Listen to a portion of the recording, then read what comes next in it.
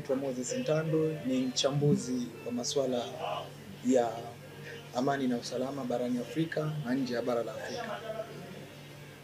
Tukianza kujadili hili swala la Ibrahim Traore, rais wa Burkina Faso, rais wa mpito wa Burkina Faso.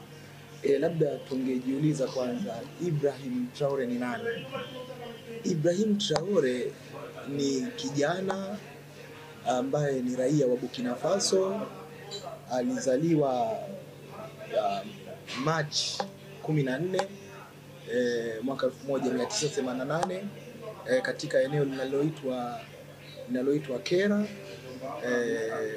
Bondokui, nchini Burkina Faso. Ibrahim Traore amesoma pale Burkina Faso, na kitaaluma amehitimu mafunzo ya degree ya kwanza ambayo ni shahada ya kwanza ya masuala ya madini, geologist, yani yeye ni geologist. Taaluma yake amesoma geology.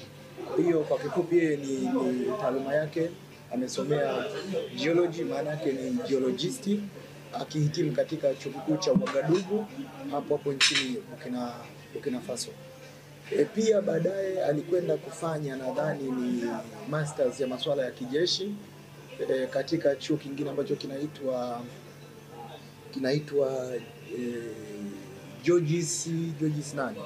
Georges na Mwano kama sikosei, ndiko alikofanya mafunzo ya kijeshi na akapata hiyo shahada ya pili ya masuala ya kijeshi.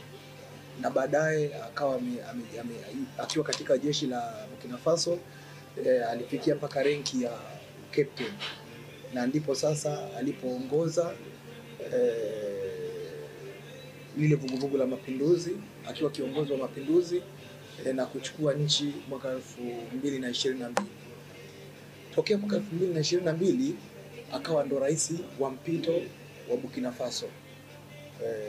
Ibrahim Traore labda kwa upande wa imani ni Muislamu wa imani ya madhehebu ya Sunni. Kinachotokea kwa Ibrahim Traore, na tu sio kwa Ibrahim Traore, kiongozi yote anaoingia madarakani kwa njia ya mapinduzi huwa mara nyingi anakuwa na maadui wengi sana, kwa sababu hata wale waliowaondoa madarakani wanakuwa hawajafurahishwa na hilo jambo, wanakuwa na wenyewe wanajaribu kutafuta namna gani watarejea madarakani.